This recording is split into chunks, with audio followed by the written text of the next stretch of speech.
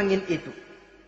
Dalam surah Al-Anbiya ayat 81 kita temukan wali Sulaiman ar-riha asifatan tajri bi amrihi ilal ardil lati barakna fiha. Dan bagi Sulaiman ia mampu menundukkan angin ribut yang bertiup menurut perintahnya ke permukaan bumi yang kami berkahi di dalamnya. Menguasai angin, barangkali istilah sekarangnya memahami betul meteorologi. Itu sebabnya mukjizat hanya diberikan kepada Rasul, orang yang jiwanya sudah stabil. Coba kalau potongan kita diberikan keistimewaan bisa ngatur angin, Saban Sari main angin. Nggak boleh ada orang kita keselin, kesel sama orang, undang angin, hantam saja. Maka mukjizat semacam ini hanya diberikan kepada orang yang jiwanya sudah stabil. Ada satu cerita, namanya juga cerita, tapi kebenarannya mendekati. Seorang wali di tanah Jawa, sholat Jumat di Masjidil Haram di Mekah itu. Namanya wali kalau di Jawa kan pakai belangkon. Dia sembahyang di Masjidil Haram. Ini ada orang Arab usil, tumben ngelihat belangkon. Ini apa di tengah masjid? Dia tepak belangkon itu, miring di atas kepala. Begitu belangkonnya miring, tanah kayaknya ikut miring. Sehingga penduduk heran, ini apa tanah jadi miring begini? Lalu ada seorang wali juga yang alim dan mengerti, lihat-lihat di tengah Masjidil Haram ada belangkon miring di atas kepala. Jangan-jangan ini sebabnya ini. Dia samperin, dia dananin lagi tuh belangkon rata, tanah kelihatannya kayak rata lagi. Keistimewaan seperti ini pun hanya diberikan kepada orang yang jiwanya memang sudah stabil. Coba kayak kita diberikan keistimewaan kayak begitu, main belangkon melulu. Saudara-saudara kaum muslimin rahimakumullah, juga bisa menguasai jin, memerintahkan jin, dan juga mengerti segala macam bahasa binatang. Kita bisa lihat dalam surah As-Saba ayat 12 misalnya. Demikian juga tentang mengerti bahasa binatang. Pada satu hari Nabi Sulaiman dan bala tentaranya lewat di satu lembah. Lembah itu kebetulan lembah semut. Ketika mereka lewat di lembah itu, Raja Semut lihat dari kejauhan, dia pidato kepada rakyatnya para semut itu. Apa katanya? Ya ayyuhan namlu dukhulu masakinakum. La yahtimannakum Sulaiman wa junuduh wahum la yash'urun. Jadi ini Raja Semut melihat Nabi Sulaiman datang bersama seluruh bala tentaranya. Dia pidato kepada rakyatnya. Saudara-saudaraku rakyat semut, di mana saja suara saya bisa didengar. Perhatikan, lembah itu kebetulan lembah semut. Ketika mereka lewat di lembah itu, Raja Semut lihat dari kejauhan, dia pidato kepada rakyatnya para semut itu. Apa katanya? Ya ayyuhan namlu dukhulu masakinakum. La yahtimannakum Sulaiman wa junuduh wahum la yash'urun. Jadi ini Raja Semut melihat Nabi Sulaiman datang bersama seluruh bala tentaranya, dia pidato kepada rakyatnya. Saudara-saudaraku rakyat semut, di mana saja suara saya bisa didengar. Perhatian, perhatian. Ini Nabi Sulaiman mau lewat dengan seluruh bala tentaranya. Kamu semua supaya masuk ke dalam lubang kamu masing-masing. Sebab kalau kamu nggak masuk ke lubangmu masing-masing, akan diinjak oleh Sulaiman dan bala tentaranya. Sedangkan mereka tidak tahu kalau kamu kena injak. Masuklah semut itu seluruhnya ke dalam lubangnya masing-masing. Nabi Sulaiman senyum. Fatabassama dhahikan min qawliha. Mendengar ucapan Raja Semut ini, Nabi Sulaiman tersenyum. Lalu berkata, apa katanya? Rabbi auzi'ni an ashkura ni'mataka allati an'amta alayya wa ala walidayya wa an a'mala salihan tardahu wa adkhilni birahmatika fi ibadika salihin. Satu pengakuan yang tulus, yang jauh dari watak kesombongan. Mendengar Raja Semut berkata semacam itu, beliau senyum. Lalu berkata, wahai Allah, tetapkan kiranya hati saya ini untuk selalu bersyukur terhadap nikmat yang engkau karuniakan kepada saya. Karena nikmatku, nikmat yang engkau berikan kepadaku, saya mengerti bahasa binatang. Karena mengerti bahasa binatang, saya mengerti seruan Raja Semut itu. Tetapkan saya untuk selalu bersyukur ya Allah atas nikmat yang engkau berikan ini, atas nikmat yang engkau berikan kepada kedua orang tua saya, dan tetapkan saya untuk selalu melakukan amal soleh yang engkau ridhoi, dan masukkan saya ke dalam golongan hamba-hambamu yang soleh. Satu pengakuan yang tulus, yang jauh dari sifat kesombongan. Mungkin kalau sombong yang lahir, begitu dengar Nabi Sulaiman bahwa semut ngomong begitu, beliau akan berkata, iya masuk gede buruan. Tapi kan tidak. Malah beliau perintahkan bala tentaranya, pasukan berhenti. Ada apa Nabi Sulaiman? Di depan kita ada kerajaan semut. Mereka lagi kocar-kacir masuk ke sarangnya masing-masing. Tunggu sampai mereka masuk dan kita bisa lewat dengan aman tanpa harus menginjak-injak mereka. Bala tentaranya di stop dan berhenti.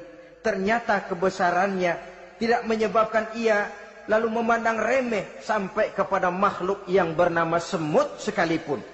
Masih tetap dihargainya sebagai makhluk dari Allah Subhanahu wa ta'ala. Sesuatu yang perlu menjadi contoh kita semua. Sebab orang bilang kadang kacang sering lupa akan kulitnya. Kadang posisi kita yang tinggi menyebabkan kita lupa dari mana kita berasal. Kadang harta yang kita miliki menyebabkan kita lengah dari mana kita datang. Akhirnya yang timbul adalah sifat sombong dan angkuh. Ibarat kata orang, kacang lupa dengan lanjarannya. Ma'asyiral muslimin rahimakumullah. Ini kebesaran dan keistimewaan yang diberikan Allah kepada Nabi Sulaiman alaihi salam. Apa yang perlu kita jadikan tamsil dan ibarat dari kebesaran ini? Saudara-saudara kaum muslimin rahimakumullah. Keadilan sebagai umara yang berpadu dengan kebijaksanaan sebagai ulama. Satu hari seorang sahabat bertanya kepada Rasulullah sallallahu alaihi wasallam, "Ya Rasul, kalau pada satu saat ajal merenggut Tuan, Tuan berlalu meninggalkan kami sekalian, kita berpisah untuk selamanya ya Rasul. Dalam kondisi semacam itu, azahrul ardi khairul lana am batniha? Mana yang lebih baik ya Rasul buat kami kalau sudah ditinggalkan oleh Tuan? Permukaan bumi atau perut bumi yang lebih baik?" Ini pertanyaan dengan bahasa kinayah. Permukaan bumi maksudnya hidup. Perut bumi maksudnya mati. Orang kalau sudah masuk ke perut bumi kan habis. "Ya Rasul, kalau engkau sudah tidak ada meninggalkan kami semua, mana yang lebih baik buat kami, hidup atau mati?" Bukan main pertanyaan ini. Di satu sisi menggambarkan cintanya sahabat kepada Nabi. Sehingga kalau tidak bisa mati bersamaan, biarlah mati beriring saja. Di lain pihak juga mencerminkan bingungnya sahabat kalau sudah ditinggalkan oleh Rasul. Atas pertanyaan ini, apa jawab Rasul? "Kamu nggak usah khawatir. Walaupun aku sudah tidak ada, kembali ke hadratullah azza wa jalla, meninggalkan kamu semua, kamu tidak usah bingung. Dengan syarat, idza kana umaraukum khiyarukum wa amrukum syura bainakum wa aghniyaukum askhiyaukum fa zahrul ardi khairul lakum min batniha." Kalau saja para umara, kalau saja pemimpin-pemimpin kamu adalah orang-orang yang terbaik di antara kamu, dan seluruh persoalan yang kamu hadapi dapat kamu musyawarahkan dengan baik, lalu orang-orang kaya di antaramu adalah orang-orang yang dermawan, ketika itu walaupun aku sudah tidak ada, hidup lebih baik daripada mati. Permukaan bumi lebih baik daripada perut bumi. Dengan catatan tiga tadi. Pemimpinmu orang yang terbaik di antara kamu, segala persoalan kamu musyawarahkan, dan orang kayamu orang dermawan. Walaupun aku tidak ada, hidup lebih baik daripada mati. Tapi sebaliknya kata Nabi, idza kana umara'ukum syirarukum. Kalau umara'mu, pemimpin-pemimpinmu adalah orang-orang yang terjahat di antara kamu. Wa amrukum ala nisaikum, dan segala urusanmu sudah diatur oleh perempuan. Walaupun dia tidak naik di bidang eksekutif, tidak memegang kekuasaan, tapi kekuasaan bayangannya jauh lebih menentukan daripada kekuasaan yang sesungguhnya. Kalau perempuan sudah ikut campur mengaturmu, kemudian wa askhiyaukum bukhalaukum, orang-orang kaya di antaramu adalah orang-orang yang bakhil bin pelit alias kikir. Maka ketika itu kata Nabi, fabatnul ardi khairul lakum min zahriha, perut bumi lebih baik daripada permukaan bumi. Apa yang bisa diharapkan dari pemimpin yang zalim, perempuan yang sok kuasa, dan orang-orang kaya yang bakhil dan pelit? Dalam kondisi semacam itu, bertemulah kita dengan yang bernama kiamat. Dan kalau sudah kiamat macam itu kata Nabi, perut bumi lebih baik daripada permukaan bumi. Maka yang kita perlukan sekarang adalah kerjasama antara ulama dengan umara. Ulama bukan umara, umara pun bukan ulama. Harus saling kerjasama dan jangan saling memperalat. Kerjasama menurut bidangnya masing-masing, menjadi yang terbaik di bidangnya. Jangan sudah jadi kiai karena ingin berpartisipasi aktif lalu pindah jadi pemborong jembatan. Tidak sadar akan profesinya. Dan orang lalu tidak bisa berkata, apaan kiai mubalik bisanya cuma ngomong saja. Sekarang kan zaman pembangunan perlu karya nyata. Mana ada ustadz kiai mubalik bikin irigasi? Cuma pidato saja. Apa kemiskinan bisa diatasi dengan pidato? Ini juga orang tidak ngerti urusan. Wong Nabi saja ngajarin kok. Iza wusidal amru ila ghairi ahlihi fantaziris sa'ah. Yang kemudian diterjemahkan dalam manajemen modern, the right man on the right job. Bahwa persoalan harus diserahkan kepada orang yang memang ahlinya. Lah kalau kiai ngurus irigasi, apa nanti lurah mau ngajar fikih? Camatnya ngajar tafsir. Kacau jadinya.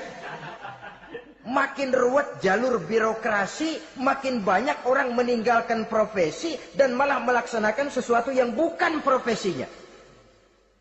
Untuk memberesi keruwetan birokrasi termasuk diantaranya menanamkan kesadaran profesi yang menimbulkan kebanggaan dan kebanggaan yang membuahkan tanggung jawab terhadap profesi itu. Sebab orang kalau sudah bekerja menurut profesinya, walaupun tidak kaya tapi hidupnya tenang. Kenapa? Karena panggilan jiwanya. Seorang kiai yang diajak ngobek, walaupun objeknya gol puluhan juta, kaya belum tentu tenang, karena saya yakin bukan ke sana panggilan jiwanya. Ma'asyiral muslimin rahimakumullah. Itulah sebabnya kerjasama, ulama membangun lingkungannya, ulama membangun manusianya, umara membangun lingkungannya, sehingga terciptalah wujud daripada pembangunan manusia seutuhnya, ya zahirnya, ya batinnya. Seluruh kita berpartisipasi, hanya bidangnya saja yang berbeda-beda. Jangan yang satu merasa lebih berjasa dari yang lain. Jangan yang satu merasa lebih penting dari yang lain. Seluruh kita penting, seluruh kita berjasa, cuma bidang kita saja yang berbeda-beda. Inilah bahasa Quran, kullun ya'mal ala syakilatih. Setiap orang bekerja menurut profesinya masing-masing. Ma'asyiral muslimin rahimakumullah. Kita kembali kepada riwayat Nabi Sulaiman alaihi salam. Satu hari ketika beliau sedang menginspeksi pasukan, berkumpullah pasukan beliau itu, ya tentara yang manusianya, ya pasukan jinnya, ya seluruh binatang-binatangnya berbaris. Beliau selaku inspektur upacara mengadakan inspeksi pasukan. Dari sekian pasukan-pasukan yang diperiksanya pada waktu itu, Nabi Sulaiman melihat tidak terdapat burung hudhud. Beliau bertanya-tanya, "Ma liya aral hudhuda am kana minal ghaibin?" Kemana burung hudhud? Orang lain pada kumpul, dia sendiri tidak ada. Awas kalau dia datang, kalau dia tidak bisa memberikan alasan yang tepat kemana dia, akan saya berikan sanksi dan hukuman. Ini namanya pemimpin yang bertanggung jawab toh. Seorang pun dari yang dipimpinnya tidak ada, menjadi pertanyaan. Tidak lama kemudian datang burung hudhud. Begitu datang lalu memberikan laporan kepada Nabi Sulaiman.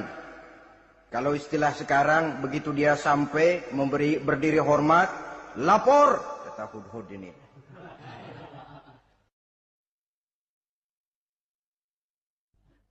Bagaimana hudhud? Maaf Tuan Raja, saya terlambat. Iya, kenapa terlambat? Patroli Tuan Raja. Kemana saja kamu patroli? Keliling. Lalu apa hasilnya? Inni wajadtu imra'atan tamlikuhum wa utiyat min kulli syai'in wa laha 'arsyun 'azim. Saya baru patroli ke satu negara yang bernama Sabah, Tuan Raja. Sabah, saudara tahu Sabah? Di mana itu? Dekat ibu kota Yaman sekarang. Di sana Tuan Raja, kata hudhud ini, wajadtu imra'atan tamlikuhum. Yang jadi raja perempuan. Kalau Tuan raja besar, Tuan orang laki. Ayah Tuan raja besar, Nabi Daud, laki. Ini mah model Tuan Raja. Orangnya rajanya raja besar tapi perempuan. Tumben saya ngelihat ada raja perempuan. Kerajaannya begitu besar. Begitu. Iya. Lalu dia jadi raja bagaimana? Dia mewarisi kerajaan ayahnya Sri Baginda Raja Sarahil. Ketika ayahnya wafat, dia naik. Walaha arsun azim. Singgasananya besar, bagus, antik Tuan Raja. Terus bagaimana lagi? Wajadtuha wa qaumaha yasjuduna lisyamsi min dunillah. Yang jadi pikiran saya Tuan Raja, dengan kekuasaan yang besar, mereka itu seluruhnya, seluruh bala tentaranya dan kaumnya, yasjuduna lisyamsi. Mereka menyembah matahari, bukan menyembah Allah. Mendengar ini Nabi Sulaiman tergerak hatinya. Waktu mendengar rajanya perempuan, kekuasaannya besar, belum tergerak. Tapi ketika sampai kepada yasjuduna lisyamsi, mereka sujud kepada matahari, di situ pribadi seorang rasulnya tergerak. Siapa nama ratu itu? Namanya Ratu Balkis Tuan Raja. Begini hudhud, laporan kamu saya terima. Alasan kamu datang terlambat bisa dipertanggungjawabkan. Kamu tidak kena hukuman. Cuma begini saja hudhud, karena kamu yang laporan, kamu yang tahu lokasi negaranya, kamu yang harus melaksanakan tugas ini. Apa Tuan Raja? Idhab bi kitabi hadza fa'alqih ilaihim. Kamu berangkat lagi ke negeri Sabah, bawa surat saya, berikan kepada mereka. Thumma tawalla anhum. Kemudian kamu berpaling dari mereka, tapi jangan pulang. Fanzur madza yarji'un. Lihat apa reaksi mereka setelah menerima surat ini. Baik Tuan Raja, baik. Nabi Sulaiman menulis sepucuk surat kepada Ratu Balkis. Dan surat itu dibawa oleh burung hudhud tadi. Terbanglah si burung hudhud ini ke negeri Sabah. Masuk ke istana Ratu Balkis. Dan surat itu jatuh di kamar Ratu Balkis. Diambil surat tadi, kemudian dibaca. Apa isi suratnya? Innahu min Sulaiman. Wa innahu bismillahirrahmanirrahim. Alla ta'lu alayya wa'tuni muslimin. Surat ini dari Sulaiman. Bismillahirrahmanirrahim. Jangan kamu merasa lebih tinggi dari aku. Datanglah kepadaku dan masuk ke dalam agama Islam. Suratnya singkat, padat, ultimatum. Jadi enggak pakai bahasa kembang, enggak pakai bahasa basi, langsung kepada isi. Surat ini dari Sulaiman. Bismillahirrahmanirrahim. Jangan kamu merasa lebih tinggi dari aku. Datanglah kepadaku dan masuklah ke dalam agama Islam. Ini yang disebut dakwah langsung tanpa pakai kembang. Saudara-saudara, menerima surat semacam ini, Ratu Balkis lalu ngumpulin para pembantu kerajaan, aparat pemerintah lah zaman sekarang. Termasuk menteri-menteri dipanggil sidang darurat di istana Ratu Balkis membahas datangnya surat dari Nabi Sulaiman alaihissalam. Tuan-tuan para menteri, bagaimana Sri Ratu? Saya dapat surat. Dari mana? Dari Sulaiman. Katanya apa? Jangan kamu merasa lebih hebat dan lebih tinggi dariku. Datanglah kemari dan masuklah ke dalam agama Islam. Menurut pendapat tuan-tuan menteri, bagaimana surat ini? Apa kita penuhin permintaannya? Kita datang rame-rame masuk Islam? Oh, kata menteri, jangan dulu tuanku. Gengsi dong. Kita ini kan kerajaan besar. Tentara kita gagah. Masa mau menyerah tanpa syarat? Ini kan kerajaan besar. Tentara kita gagah. Masa mau menyerah tanpa syarat? Soal nanti kita kalah atau menang itu soal lain, Tuan Perdana Menteri, Tuan Ratu. Tapi bahwa kita punya harga diri itu harus kita tunjukkan lebih dulu. Jadi menurut Tuan Menteri bagaimana? Kami sih nunggu komando Tuan Putri saja. Artinya kalau boleh perang saja. Cuma mau duluin, takut dikira nyelongcong. Kami sih gimana komando Tuan Ratu saja. Tuan komandokan berangkat, kami segera berangkat. Terserah Tuan Putri, kami seluruhnya loyal, taat dan setia menunggu titah dari Sri Paduka Ratu. Terima kasih para menteriku. Soal kesetiaanmu saya tidak meragukan. Tapi perang dimanapun selalu membawa kerugian. Kita menang, rugi, tentu jatuh korban. Apalagi kalau kita kalah. Dan raja-raja yang mengalahkan negeri-negeri lain selalu membawa kehinaan kepada negeri yang dikalahkannya. Jadi bagaimana? Sekarang begini saja. Kita ambil jalan tengah. Lalu, diplomasi dulu. Diplomasi macam apa Tuan Ratu? Kita kirim utusan kepada Nabi Sulaiman. Dari sana nanti kita lihat reaksinya. Saya memang selama ini sudah dengar siapa itu Nabi Sulaiman. Katanya orang yang masih muda, masih bujangan, bijaksana, kekuasaannya besar, tentaranya hebat. Cuma kan baru berita, kita cek. Jadi diplomasi macam apa Tuan Ratu? Kita kirim utusan kepada Raja Sulaiman. Kita bawakan hadiah-hadiahnya. Yang mahal-mahal, mewah-mewah, menarik. Pokoknya yang terbaik di negeri kita, berikan kepadanya. Lihat reaksinya. Kalau dia tergiur dengan hadiah itu, dia raja, bukan nabi. Tapi kalau dia menolak hadiah itu, dia memang nabi. Dan apa reaksi kita nanti tergantung sikap Nabi Sulaiman. Aha, kalau begitu setujulah Ratu. Itu memang bijaksana. Diplomasi dulu. Iya, jangan datang-datang main perang aja loh. Perang sih gampang. Tapi ini kan ada meja perundingan. Sepanjang masih kita bisa menempuh jalan damai, damai saja dulu. Baik. Maka diaturlah satu barisan diplomasi untuk menuju Palestina, kerajaan Nabi Sulaiman alaihi salam.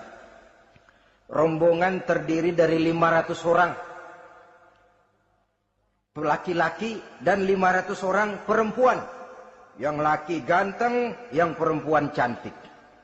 Yang laki dikendarai dengan kuda-kuda pilihan, dan yang perempuan dikendarai dengan keledai-keledai pilihan. Kuda dan keledai pun dihiasi begitu rupa, pelanaknya yang terbagus dilapis dengan sutra, sedangkan bawaan-bawaannya tidak lain daripada intan, berlian, mutiara, jamrud, yakut, kesturi yang dilapis dengan sutra tenun yang asli. Pendeknya hadiah yang serba wah. Dan rombongan ini dipimpin oleh seorang diplomat ulung dari negeri Sabah bernama Munzir bin Amru. Ini ahli diplomasi dari negeri Sabah. Dipesanlah oleh Ratu Balkis, kalau datang nanti kamu ke negeri Sulaiman, sikapmu harus begini, begini, dan segala macam. Ditatar dulu. Sebab ini mau diplomasi tingkat tinggi. Baik, Sri Ratu.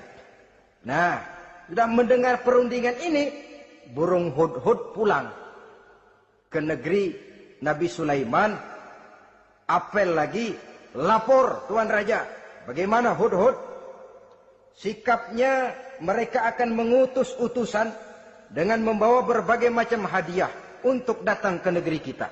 Baik. Nabi Sulaiman kumpulkan tentaranya, terutama para jin. Hei tentaraku, khususnya kalian para jin, akan datang rombongan tamu besar ke negeri kita. Maka mulai saat ini saya komandokan, kamu bangun satu istana yang megah, yang belum pernah ada, dalam waktu yang relatif singkat.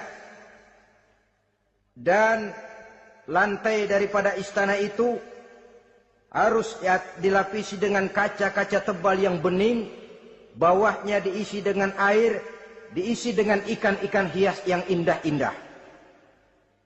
Baik Tuan Raja. Maka tentara Nabi Sulaiman, sejak manusia sampai binatang sampai jin, semuanya kerja bakti membangun istana yang megah. Sehingga sebelum rombongan kerajaan Sabah ini sampai, istana sudah selesai. Mereka masuk ke dalam istana Nabi Sulaiman. Begitu melihat lantainya gemerlapan air, masing-masing pada ngangkat kain. Takut kainnya basah. Waduh, ini istana kebanjiran begini. Kata Nabi Sulaiman, nggak usah diangkat kainnya, nggak usah. Ini dilapis kaca, cuma bawahnya memang kolam. Kolamnya berisi ikan. Oh, bengong. Bengong. Bengong aja pada melongo mulutnya. Saudara-saudara, jadi persis orang yang tinggal di puncak gunung datang ke tengah-tengah kota. Kan noraknya minta ampun. Apaan aja ditunjuk.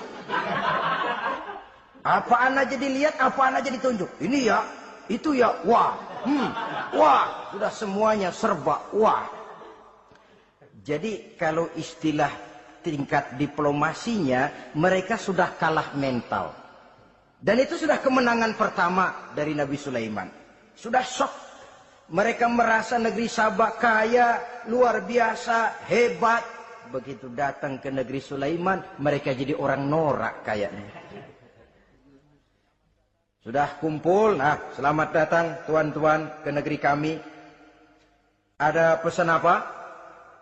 Majulah Munzir bin Amru. Tuan Sulaiman, bagaimana? Kami diutus oleh Sri Baginda Ratu Balkis untuk menyampaikan hadiah-hadiah yang kami bawa ini. Intan, berlian, yakut, jamrud, kesturi, dan barang-barang mahal lainnya. Mudah-mudahan Tuhan bisa menerima dengan senang hati. Nabi Sulaiman tersenyum. Lalu beliau berkata, Atumiddunani bimalin, fama atani Allahu khairun mimma atakum. Kamu mau memberikan saya seluruh hadiah-hadiah permata intan ini? Padahal apa yang telah diberikan Allah kepada saya jauh lebih baik dari apa yang telah diberikannya kepadamu. Kamu merasa bahwa saya kekurangan semua ini? Ketahuilah tuan-tuan, saya punya lebih banyak dari apa yang tuan-tuan berikan sekarang ini. Irja' ilaihim, bawa pulang kembali seluruh hadiah ini. Sampaikan salam saya kepada ratumu, Ratu Balkis. Falanatiyannahum bijunudin la qibala lahum biha. Kalau mereka tetap tidak mau datang menyatakan keislaman, kami yang akan datang ke sana dengan seluruh bala tentara kami yang mereka pasti tidak akan sanggup menghadapinya. Saudara bisa baca dalam surah An-Naml ayat 36. Saudara hadirin ma'asyiral muslimin rahimakumullah. Kalau orang sudah silau dengan yang namanya upeti, hadiah, harta, secara mental dia sudah jatuh. Andai kata ketika itu Nabi Sulaiman menerima seluruh hadiah tadi, maka misi kerasulannya tidak akan jalan.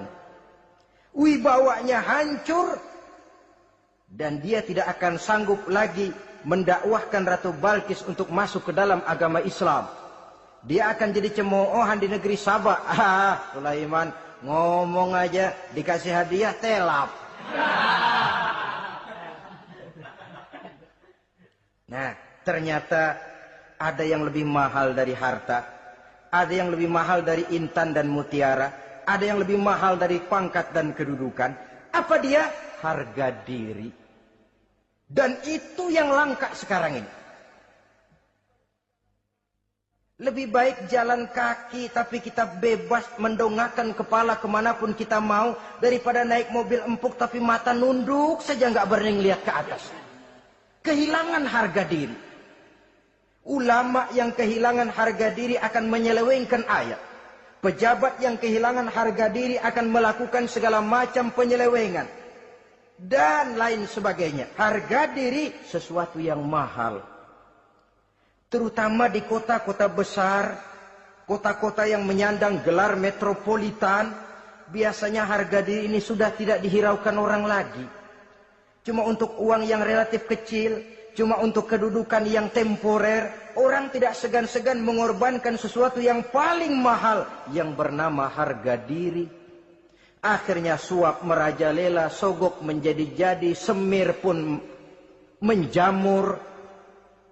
Bahkan malah kadang-kadang jadi target. Sehingga ada pernah berita jabatan wakil gubernur katanya dikomersilkan.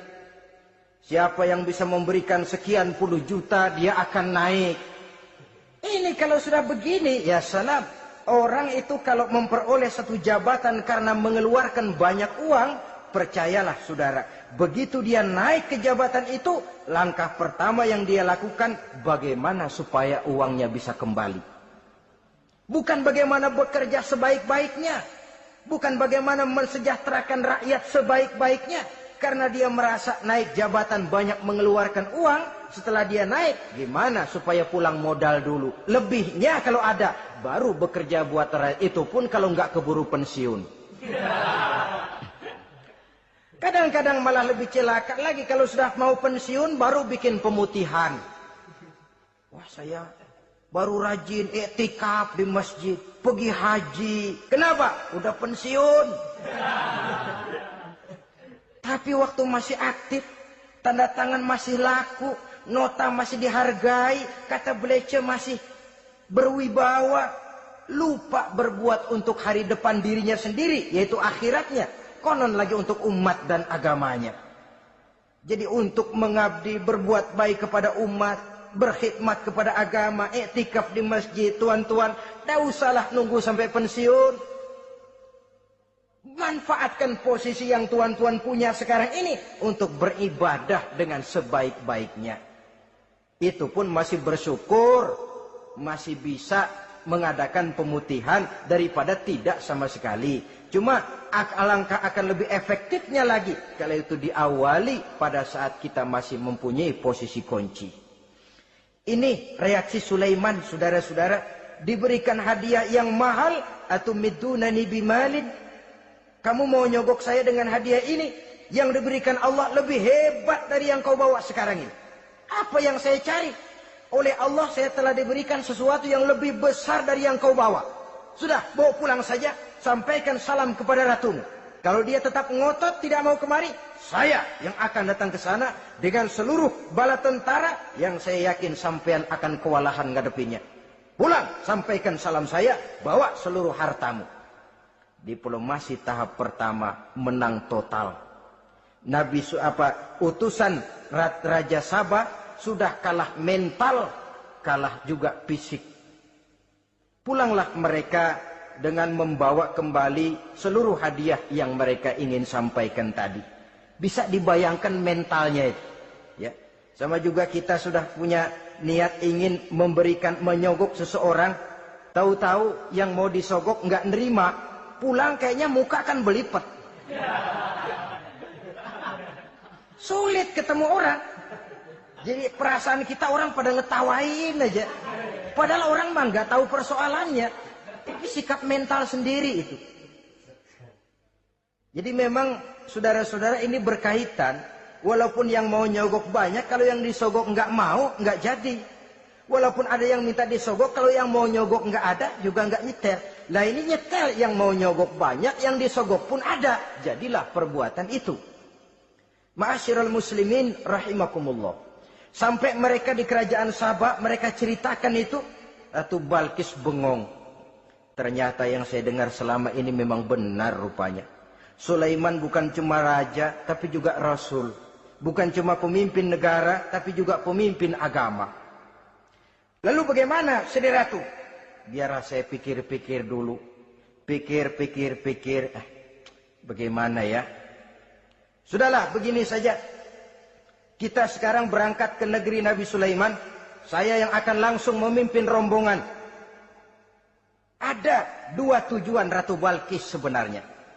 Tujuan pertama ingin melihat dengan mata kepala sendiri kebesaran Sulaiman yang selama ini dia cuma dengar beritanya saja. Yang kedua, ada udang di balik batu. Kalau setelah Nabi Sulaiman nanti melihat kecantikan Ratu Balkis ini, dia bisa fly. Nah, istilah anak sekarang, dia bisa fly. Nah, siapa tahu kan karena kecantikannya Nabi Sulaiman lalu jatuh hati dan Dewi Amor pun bicara. Nanti bila mata bertemu mata, bibir ikut senyum, hati berdetak. Maka terjadilah magnet-magnet saling bersentuhan, percintaan tingkat tinggi. Kan lumayan dapat suami, dapat pacar seorang raja besar. Jadi dengan harapan ini berangkatlah langsung memimpin rombongan. Ada dua tujuan Ratu Balkis sebenarnya. Tujuan pertama ingin melihat dengan mata kepala sendiri kebesaran Sulaiman yang selama ini dia cuma dengar beritanya saja. Yang kedua, ada udang di balik batu. Kalau setelah Nabi Sulaiman nanti melihat kecantikan Ratu Balkis ini, dia bisa fly. Nah, istilah anak sekarang, dia bisa fly. Nah, siapa tahu kan karena kecantikannya Nabi Sulaiman lalu jatuh hati dan Dewi Amor pun bicara. Nanti bila mata bertemu mata, bibir ikut senyum, hati berdetak. Maka terjadilah magnet-magnet saling bersentuhan, percintaan tingkat tinggi. Kan lumayan dapat suami, dapat pacar seorang raja besar. Jadi dengan harapan ini berangkatlah Ratu Balkis ke negeri Nabi Sulaiman. Hud lapor lagi. Lapor. Bagaimana Hud? Ini Ratu Balkis yang mimpin sekarang. Baik, kita siap-siap. Begini saja, kata Nabi Sulaiman. Siapa yang bisa bawa singgasana Ratu Balkis ke sini? Jin Ifrit tampil. Saya. Berapa lama kamu perlukan untuk membawa singgasana Ratu Balkis kemari? Sebelum Tuan bangun dari tempat duduk, itu singgasana sudah bisa sampai kemari, Tuan Raja. Bagus. Ada yang bisa lebih cepat? Saya, kata seorang ulama. Berapa lama? Sebelum Tuan kedip. Asal Tuan kedip, Tuan melek lagi, singgasana sudah sampai di sini. Baik, kerjakan. Dalam waktu sekejap itu singgasana Ratu Balkis sudah sampai di istana Nabi Sulaiman. Pasang di sini, biar dia dudukin nanti, rubah sedikit biar dia nggak kenalin. Dirombak sedemikian rupa. Masuk Ratu Balkis ke istana Nabi Sulaiman. Terjadilah kemudian di perundingan semacam tingkat tinggi antara raja dengan raja. Bagaimana Tuan Ratu Balkis? Iya, Tuan Sulaiman. Iya, bagaimana? Saya kagum dengan kebesaran Tuan. Bukan kebesaran saya. Seluruhnya ini adalah karunia Allah kepada saya. Saya dengar Tuan-Tuan menyembah matahari. Padahal matahari tidak pernah memberikan apa yang Tuan kehendaki. Matahari tidak pernah menciptakan Tuan. Adalah lebih baik Tuan menyembah yang menciptakan matahari daripada menyembah matahari itu sendiri. Nabi Sulaiman, bagaimana kalau kita mengadakan ya sambil berunding, sambil lobbying istilah sekarang. Baik, lobbying pun jadi. Berjalanlah meninjau seluruh pelosok istana Nabi Sulaiman alaihi salam. Seperti halnya bala tentaranya, Ratu Balkis juga sampai di lantai kaca, angkat kain. Kata Nabi Sulaiman, jangan diangkat tuh kain. Ini bukan air, istana kaca. Bukan main kebesaran kamu. Melihat begitu kebesaran Nabi Sulaiman, Ratu Balkis yang niatnya sementara mau melontarkan diplomasi asmara, lupa. Lalu apa katanya? Rabbi inni zolamtu nafsi. Ya Allah, selama ini saya benar-benar telah zalim kepada diri saya. Begitu banyak nikmat yang engkau berikan kepada saya. Saya jadi ratu dengan kekuasaan yang besar, mewarisi kebesaran ayah. Dengan kerajaan dan bala tentara yang gagah perkasa. Bukan saya bersyukur kepadamu, malah saya menyembah matahari. Inni zalamtu nafsi. Sungguh saya telah zalim kepada diri saya. Maka mulai sejak saat ini, aslamtu ma'a Sulaiman lillahi rabbil alamin. Mulai sejak saat ini ya Allah, saya nyatakan diri, saya masuk Islam, bertuhankan Allah Rabbul Alamin. Saya tunduk kepada Nabi Sulaiman alaihi salam. Masuk Islam sebelum diplomasi asmaranya melayang, saudara-saudara. Sudah masuk Islam? Sudah. Nah, Ratu Balkis sekarang bagaimana? Ya Nabi Sulaiman, kalau saya masuk Islam, apakah kerajaan saya akan tunduk dan diatur oleh kerajaan Tuan? Tidak. Kamu persilakan pulang ke kerajaanmu. Atur negerimu menurut cara yang kamu mau, asal sesuai dengan perintah Allah. Saya bukan penjajah. Saya cuma mengajak kamu ke dalam Islam. Saya tidak ingin meluaskan wilayah saya. Asal kamu sudah masuk Islam, tugas sudah saya jalankan. Perkara kerajaanmu, kau pulang, kau atur dan kau tetap jadi raja. Jangan merasa kalau sudah masuk Islam lalu kerajaanmu saya caplok. Islam bukan penjajah, Ratu Balkis. Baiklah Nabi Sulaiman, saya tahu. Tapi untuk melanggengkan kerjasama antara kerajaan Sabak dengan kerajaan Tuan, caranya bagaimana? Mulai ngojok-ngojok. Dia nggak bilang lu demen aja deh sama gue. Enggak. Cuma untuk jangka panjang. Jangka panjangnya Sulaiman, supaya kita tetap bisa kerjasama, caranya bagaimana?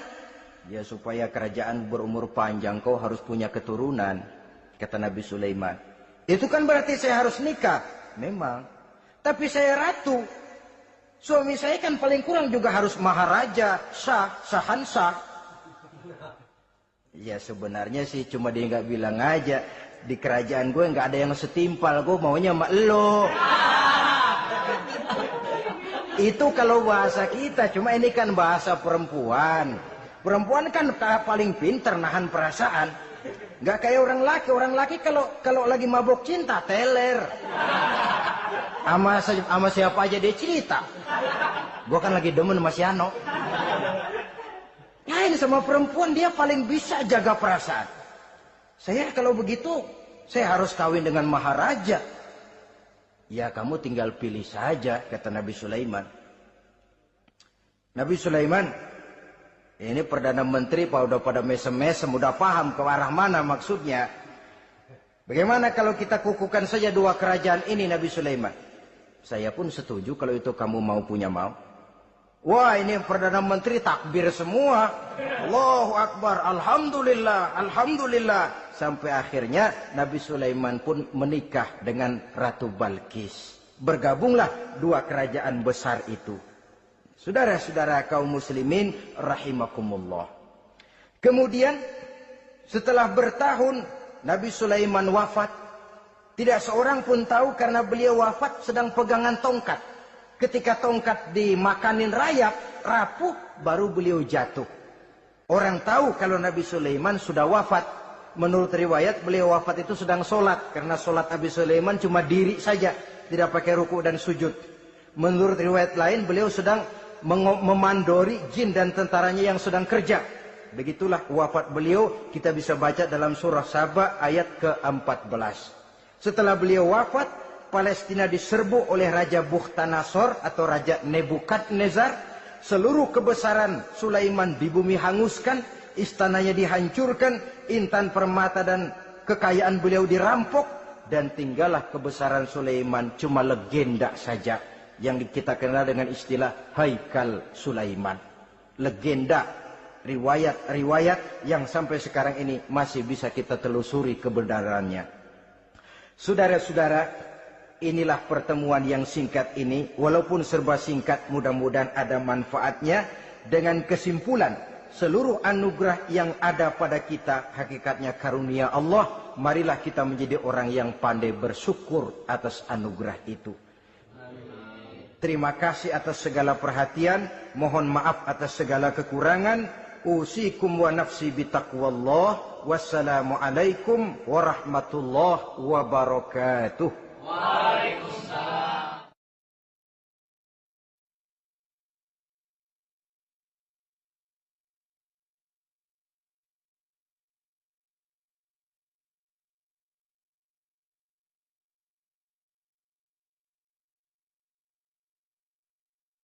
Bimalin fama atani Allahu khairun mimma atakum. Kamu mau memberikan saya seluruh hadiah-hadiah permata intan ini? Padahal apa yang telah diberikan Allah kepada saya jauh lebih baik dari apa yang telah diberikannya kepadamu. Kamu merasa bahwa saya kekurangan semua ini? Ketahuilah tuan-tuan, saya punya lebih banyak dari apa yang tuan-tuan berikan sekarang ini. Irja' ilaihim, bawa pulang kembali seluruh hadiah ini. Sampaikan salam saya kepada ratumu, Ratu Balkis. Falanatiyannahum bijunudin la qibala lahum biha. Kalau mereka tetap tidak mau datang menyatakan keislaman, kami yang akan datang ke sana dengan seluruh bala tentara kami yang mereka pasti tidak akan sanggup menghadapinya. Saudara bisa baca dalam surah An-Naml ayat 36. Saudara hadirin ma'asyiral muslimin rahimakumullah. Kalau orang sudah silau dengan yang namanya upeti, hadiah, harta, secara mental dia sudah jatuh. Andai kata ketika itu Nabi Sulaiman menerima seluruh hadiah tadi, maka misi kerasulannya tidak akan jalan. Wibawanya hancur, dan dia tidak akan sanggup lagi mendakwahkan Ratu Balkis untuk masuk ke dalam agama Islam. Dia akan jadi cemoohan di negeri Sabah. Sulaiman ngomong aja dikasih hadiah telap. Nah, ternyata ada yang lebih mahal dari harta, ada yang lebih mahal dari intan dan mutiara, ada yang lebih mahal dari pangkat dan kedudukan. Apa dia? Harga diri. Dan itu yang langka sekarang ini. Lebih baik jalan kaki tapi kita bebas mendongakkan kepala kemanapun kita mau, daripada naik mobil empuk tapi mata nunduk saja nggak berani lihat ke atas. Kehilangan harga diri. Ulama yang kehilangan harga diri akan menyelewengkan ayat. Pejabat yang kehilangan harga diri akan melakukan segala macam penyelewengan. Dan lain sebagainya. Harga diri sesuatu yang mahal. Terutama di kota-kota besar. kota-kota yang menyandang gelar metropolitan, biasanya harga diri ini sudah tidak dihiraukan orang lagi. Cuma untuk uang yang relatif kecil, cuma untuk kedudukan yang temporer, orang tidak segan-segan mengorbankan sesuatu yang paling mahal yang bernama harga diri. Akhirnya suap merajalela, sogok menjadi-jadi, semir pun menjamur. Bahkan malah kadang-kadang jadi target. Sehingga ada pernah berita jabatan wakil gubernur katanya dikomersilkan. Siapa yang bisa memberikan sekian puluh juta dia akan naik. Ini kalau sudah begini, ya salam. Orang itu kalau memperoleh satu jabatan karena mengeluarkan banyak uang, percayalah saudara, begitu dia naik ke jabatan itu, langkah pertama yang dia lakukan, bagaimana supaya uangnya bisa kembali. Bukan bagaimana bekerja sebaik-baiknya, bukan bagaimana mensejahterakan rakyat sebaik-baiknya, karena dia merasa naik jabatan banyak mengeluarkan uang. Setelah dia naik, gimana supaya pulang modal dulu, lebihnya kalau ada, baru bekerja buat rakyat, itu pun kalau nggak keburu pensiun. Kadang-kadang malah lebih celaka lagi, kalau sudah mau pensiun baru bikin pemutihan. Wah, saya baru rajin iktikaf di masjid, pergi haji. Kenapa? Udah pensiun. Tapi waktu masih aktif, tanda tangan masih laku, nota masih dihargai, kata belece masih berwibawa, lupa berbuat untuk hari depan dirinya sendiri, yaitu akhiratnya. Konon lagi untuk umat dan agamanya. Jadi untuk mengabdi, berbuat baik kepada umat, berkhidmat kepada agama, iktikaf di masjid, tuan-tuan, tak usahlah nunggu sampai pensiun. Manfaatkan posisi yang tuan-tuan punya sekarang ini untuk beribadah dengan sebaik-baiknya. Itu pun masih bersyukur, masih bisa mengadakan pemutihan daripada tidak sama sekali. Cuma alangkah akan lebih efektifnya lagi kalau itu diawali pada saat kita masih mempunyai posisi kunci. Ini reaksi Sulaiman, saudara-saudara, diberikan hadiah yang mahal, atau midunani bimalin. Kamu mau nyogok saya dengan hadiah ini, yang diberikan Allah lebih hebat dari yang kau bawa sekarang ini. Apa yang saya cari? Oleh Allah saya telah diberikan sesuatu yang lebih besar dari yang kau bawa. Sudah, bawa pulang saja, sampaikan salam kepada ratumu. Kalau dia tetap ngotot tidak mau kemari, saya yang akan datang ke sana dengan seluruh bala tentara yang saya yakin sampean akan kewalahan ngadepinnya. Pulang, sampaikan salam saya, bawa seluruh hartamu. Diplomasi tahap pertama menang total. Utusan Raja Sabah sudah kalah mental, kalah juga fisik. Pulanglah mereka dengan membawa kembali seluruh hadiah yang mereka ingin sampaikan tadi. Bisa dibayangkan mentalnya itu. Ya. Sama juga kita sudah punya niat ingin memberikan, menyogok seseorang. Tahu-tahu yang mau disogok nggak nerima. Pulang kayaknya muka kan belipet. Sulit ketemu orang. Jadi perasaan kita orang pada ngetawain aja. Padahal orang mah nggak tahu persoalannya. Tapi sikap mental sendiri itu. Jadi memang saudara-saudara ini berkaitan. Walaupun yang mau nyogok banyak, kalau yang disogok nggak mau, nggak jadi. Walaupun ada yang minta disogok, kalau yang mau nyogok nggak ada, juga nggak nyetel. Nah ini nyetel, yang mau nyogok banyak, yang disogok pun ada. Jadilah perbuatan itu. Ma'asyiral muslimin rahimakumullah. Sampai mereka di kerajaan Sabah, mereka ceritakan itu, Ratu Balkis bengong. Ternyata yang saya dengar selama ini memang benar rupanya. Sulaiman bukan cuma raja, tapi juga rasul. Bukan cuma pemimpin negara, tapi juga pemimpin agama. Lalu bagaimana, Saudara Ratu? Biar saya pikir-pikir dulu. Pikir. Bagaimana ya? Sudahlah, begini saja. Kita sekarang berangkat ke negeri Nabi Sulaiman. Saya yang akan langsung memimpin rombongan. Ada dua tujuan Ratu Balkis sebenarnya. Tujuan pertama ingin melihat dengan mata kepala sendiri kebesaran Sulaiman yang selama ini dia cuma dengar beritanya saja. Yang kedua, ada udang di balik batu. Kalau setelah Nabi Sulaiman nanti melihat kecantikan Ratu Balkis ini, dia bisa fly. Nah, istilah anak sekarang, dia bisa fly. Nah, siapa tahu kan karena kecantikannya Nabi Sulaiman lalu jatuh hati dan Dewi Amor pun bicara. Nanti bila mata bertemu mata, bibir ikut senyum, hati berdetak. Maka terjadilah magnet-magnet saling bersentuhan, percintaan tingkat tinggi. Kan lumayan dapat suami, dapat pacar seorang raja besar. Jadi dengan harapan ini berangkatlah langsung memimpin rombongan. Ada dua tujuan Ratu Balkis sebenarnya. Tujuan pertama ingin melihat dengan mata kepala sendiri kebesaran Sulaiman yang selama ini dia cuma dengar beritanya saja. Yang kedua, ada udang di balik batu. Kalau setelah Nabi Sulaiman nanti melihat kecantikan Ratu Balkis ini, dia bisa fly.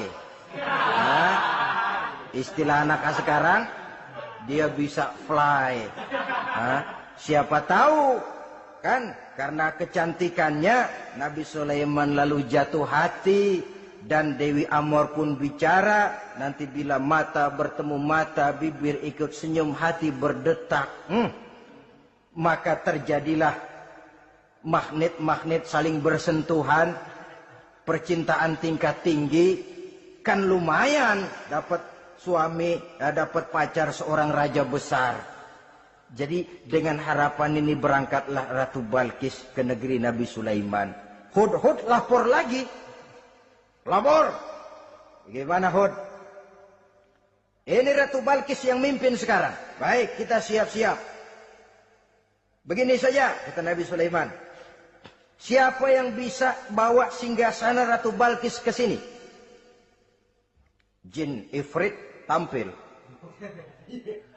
Saya. Berapa lama kamu perlukan untuk membawa singgasana Ratu Balkis kemari? Sebelum Tuan bangun dari tempat duduk, itu singgasana sudah bisa sampai kemari, Tuan Raja. Bagus. Ada yang bisa lebih cepat? Saya, kata seorang ulama. Berapa lama? Sebelum Tuan kedip. Asal Tuan kedip, Tuan melek lagi, singgasana sudah sampai di sini. Baik, kerjakan.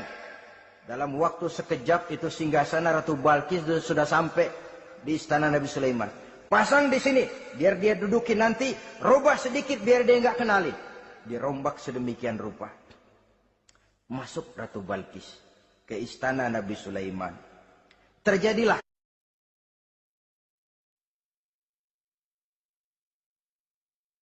Assalamualaikum warahmatullahi wabarakatuh. Waalaikumsalam warahmatullahi wabarakatuh. Bismillahirrahmanirrahim. Alhamdulillahi rabbil alamin. Wassalatu wassalamu ala ashrafil mursalin wa ala alihi wa ashabihil mujahidin at-tahirin, amma ba'du. Saudara-saudara kaum muslimin rahimakumullah. Sebagai kelanjutan dari pembicaraan kita tentang serial para nabi, maka pada pertemuan kali ini kita akan membicarakan riwayat tentang Nabi Sulaiman alaihi salam dan Ratu Balkis. Nabi Sulaiman adalah putra dari Nabi Daud alaihi salam, yang Nabi Daud ini merupakan keturunan yang ke-12 dari Nabi Yakub.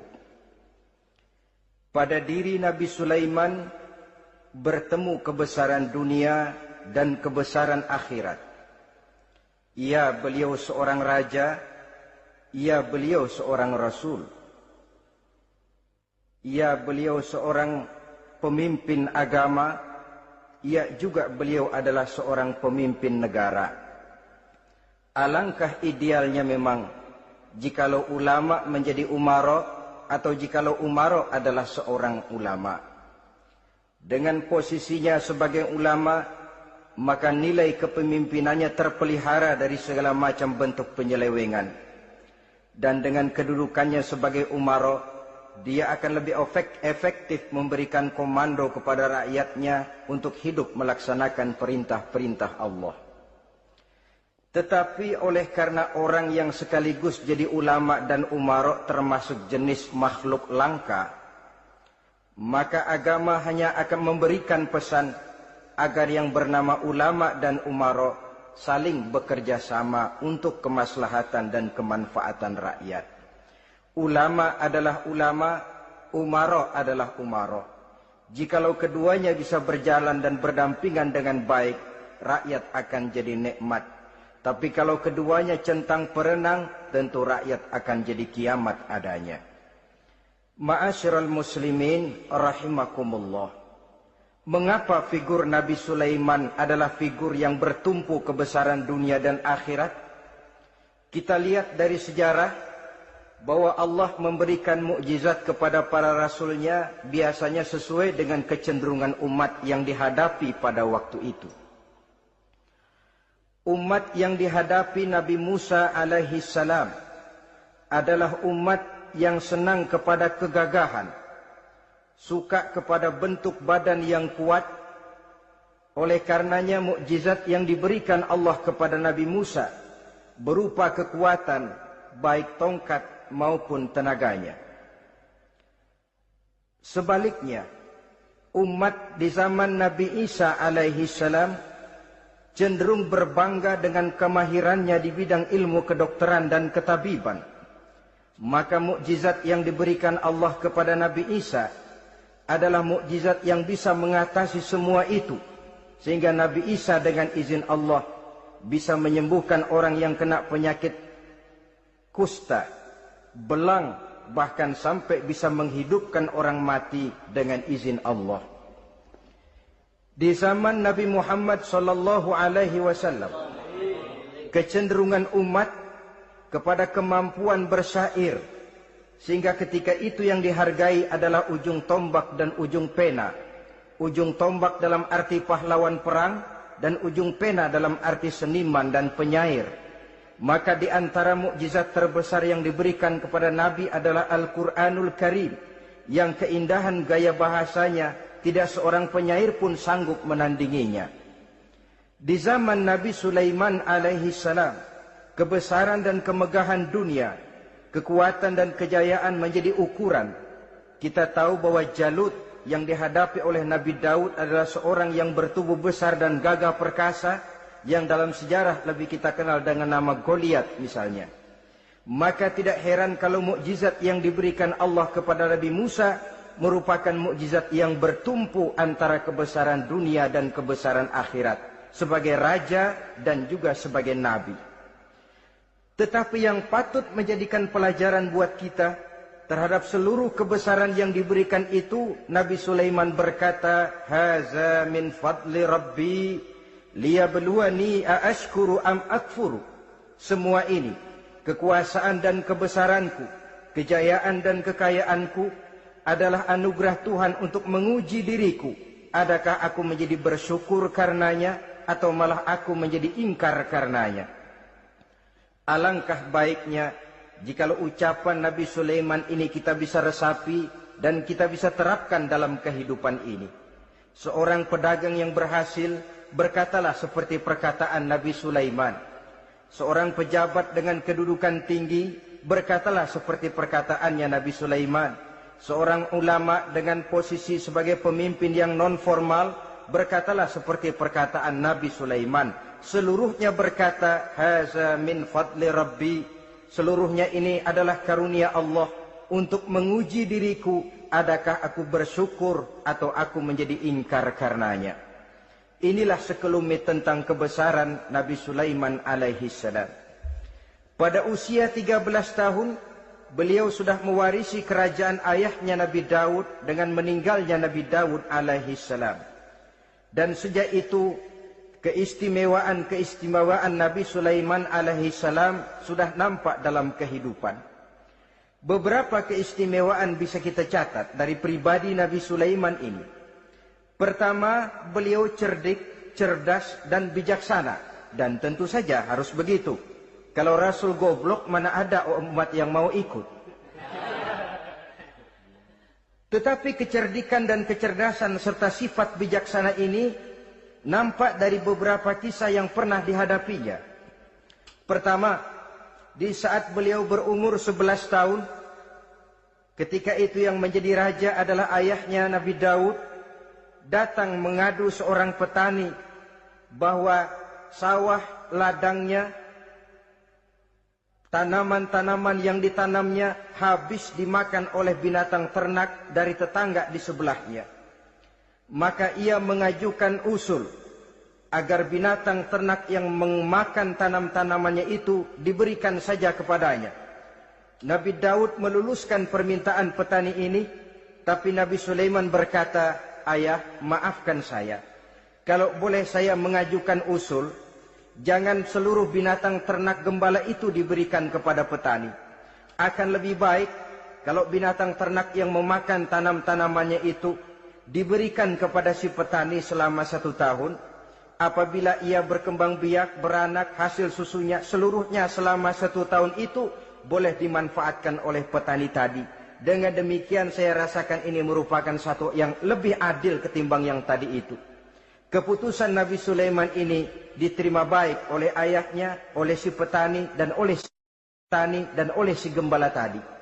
Pada usia 11 tahun, ia sudah menunjukkan kecerdikan, kecerdasan, dan sifat yang bijaksana. Contoh yang kedua, ada 2 orang ibu yang pada saat akan bekerja di ladang, masing-masing meletakkan bayinya di satu tempat. Lalu keduanya pun asyik pergi bekerja. Sedang kedua ibu itu bekerja dengan asyiknya, datanglah seekor serigala, menerkam salah seorang anak bayi tadi. Dan kemudian dibawanya. Tinggallah anak bayi seorang. Ketika kedua ibu tadi kembali ke tempat dia meletakkan anaknya, maka keduanya lalu berebut anak yang satu itu. Jadi kasus berebut bayi, rupanya memang sudah ada dari dulunya. Yang satu berkata itu anaknya, yang lain mengakui itu pun juga anaknya. Akhirnya keduanya mengadu kepada Nabi Sulaiman. Masing-masing ngotot, tidak ada yang mau mengalah. Akhirnya kata Nabi Sulaiman, "Kalau kamu berdua tidak ada yang mau mengalah, sudahlah begini saja. Berikan bayi itu kepada saya, akan saya belah 2 supaya adil. Masing-masing kamu bawa sarang sepotong." Ibu yang seorang berbinar matanya, kelihatannya gembira dengan keputusan itu. "Saya setuju Nabi Sulaiman, ini keputusan yang sangat adil. Betul, belah 2 saja bayi itu." Tapi ibu yang seorang malah berurai air matanya, membasahi pipinya. "Ya Sulaiman, daripada Tuan belah 2 anak itu, biarlah berikan saja kepada ibu yang mengaku tadi itu. Tidak sampai hati saya melihat anak yang begini ini harus menjadi korban. Biarlah dia diasuh oleh ibu yang mengakuinya tadi, asal dia tetap hidup." Nabi Sulaiman tersenyum, lalu berkata kepada ibu yang berurai air mata tadi, "Ambillah anak ini, Bu, karena ia memang benar anak ibu. Sebab sekejam-kejamnya hati seorang ibu tidak akan sampai melihat anaknya dibelah 2. Adapun engkau ibu yang gembira, engkau sesungguhnya ibu yang kurang ajar. Cuma sekedar ngaku-ngaku, buktinya anak mau dibelah 2, kamu setuju. Ibu macam kamu saya terima. Alasan kamu datang terlambat bisa dipertanggungjawabkan, kamu tidak kena hukuman. Cuma begini saja Hudhud, karena kamu yang laporan, kamu yang tahu lokasi negaranya, kamu yang harus melaksanakan tugas ini. Apa Tuan Raja? Idhab bi kitabi hadza fa'alqih ilaihim." Kamu berangkat lagi ke negeri Sabah, bawa surat saya, berikan kepada mereka. Thumma tawalla anhum, kemudian kamu berpaling dari mereka, tapi jangan pulang. Fanzur madza yarji'un, lihat apa reaksi mereka setelah menerima surat ini. "Baik Tuan Raja, baik." Nabi Sulaiman menulis sepucuk surat kepada Ratu Balqis, dan surat itu dibawa oleh burung Hudhud tadi. Terbanglah si burung hudhud ini ke negeri Sabah, masuk ke istana Ratu Balkis, dan surat itu jatuh di kamar Ratu Balkis. Diambil surat tadi, kemudian dibaca. Apa isi suratnya? Innahu min Sulaiman, wa innahu bismillahirrahmanirrahim. Alla ta'lu alayya, wa'tuni muslimin. Surat ini dari Sulaiman. Bismillahirrahmanirrahim. Jangan kamu merasa lebih tinggi dari aku. Datanglah kepadaku dan masuk ke dalam agama Islam. Suratnya singkat, padat, ultimatum. Jadi enggak pakai bahasa kembang, enggak pakai bahasa basi, langsung kepada isi. Surat ini dari Sulaiman. Bismillahirrahmanirrahim. Jangan kamu merasa lebih tinggi dari aku. Datanglah kepadaku dan masuklah ke dalam agama Islam. Ini yang disebut dakwah langsung tanpa pakai kembang. Saudara-saudara, menerima surat semacam ini, Ratu Balkis lalu ngumpulin para pembantu kerajaan, aparat pemerintah lah zaman sekarang. Termasuk menteri-menteri dipanggil, sidang darurat di istana Ratu Balkis, membahas datangnya surat dari Nabi Sulaiman alaihissalam. Tuan-tuan para menteri, bagaimana Sri Ratu? Saya dapat surat. Dari mana? Dari Sulaiman. Katanya apa? Jangan kamu merasa lebih hebat dan lebih tinggi dariku. Datanglah kemari dan masuklah ke dalam agama Islam. Menurut pendapat tuan-tuan menteri, bagaimana surat ini? Apa kita penuhin permintaannya? Kita datang rame-rame masuk Islam? Oh, kata menteri, jangan dulu tuanku. Gengsi dong. Kita ini kan kerajaan besar. Tentara kita gagah. Masa mau menyerah tanpa syarat? Ini kan kerajaan besar. Tentara kita gagah. Masa mau menyerah tanpa syarat? Soal nanti kita kalah atau menang itu soal lain, Tuan Perdana Menteri, Tuan Ratu. Tapi bahwa kita punya harga diri itu harus kita tunjukkan lebih dulu. Jadi menurut Tuan Menteri bagaimana? Kami sih nunggu komando Tuan Putri saja. Artinya kalau boleh perang saja. Cuma mau duluin, takut dikira nyelongcong. Kami sih gimana komando Tuan Ratu saja. Tuan komandokan berangkat, kami segera berangkat. Terserah Tuan Putri, kami seluruhnya loyal, taat dan setia menunggu titah dari Sri Paduka Ratu. Terima kasih para menteriku. Soal kesetiaanmu saya tidak meragukan. Tapi perang dimanapun selalu membawa kerugian. Kita menang, rugi, tentu jatuh korban. Apalagi kalau kita kalah. Dan raja-raja yang mengalahkan negeri-negeri lain selalu membawa kehinaan kepada negeri yang dikalahkannya. Jadi bagaimana? Sekarang begini saja. Kita ambil jalan tengah. Lalu, diplomasi dulu. Diplomasi macam apa Tuan Ratu? Kita kirim utusan kepada Nabi Sulaiman. Dari sana nanti kita lihat reaksinya. Saya memang selama ini sudah dengar siapa itu Nabi Sulaiman. Katanya orang yang masih muda, masih bujangan, bijaksana, kekuasaannya besar, tentaranya hebat. Cuma kan baru berita, kita cek. Jadi diplomasi macam apa Tuan Ratu? Kita kirim utusan kepada Raja Sulaiman. Kita bawakan hadiah-hadiahnya. Yang mahal-mahal, mewah-mewah, menarik. Pokoknya yang terbaik di negeri kita, berikan kepadanya. Lihat reaksinya. Kalau dia tergiur dengan hadiah itu, dia raja, bukan nabi. Tapi kalau dia menolak hadiah itu, dia memang nabi. Dan apa reaksi kita nanti tergantung sikap Nabi Sulaiman.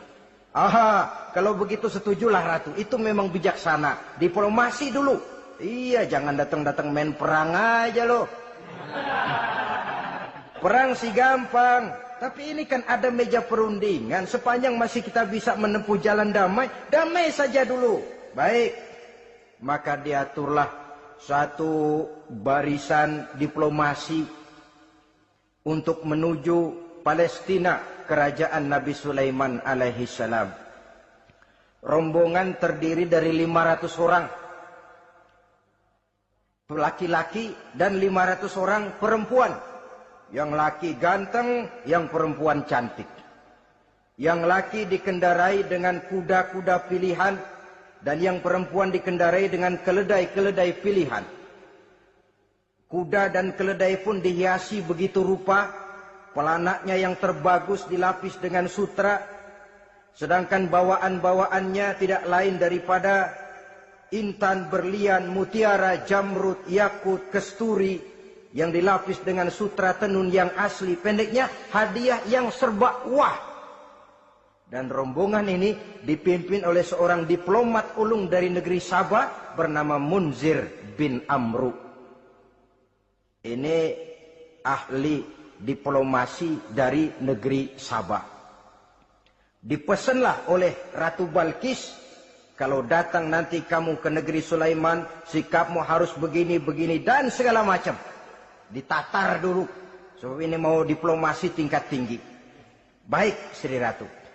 Nah, sudah mendengar perundingan ini, burung hudhud pulang ke negeri Nabi Sulaiman. Apel lagi, lapor Tuan Raja. Bagaimana hudhud? Sikapnya mereka akan mengutus utusan dengan membawa berbagai macam hadiah untuk datang ke negeri kita. Baik. Nabi Sulaiman kumpulkan tentaranya, terutama para jin. Hei tentaraku, khususnya kalian para jin, akan datang rombongan tamu besar ke negeri kita. Maka mulai saat ini saya komandokan, kamu bangun satu istana yang megah, yang belum pernah ada, dalam waktu yang relatif singkat.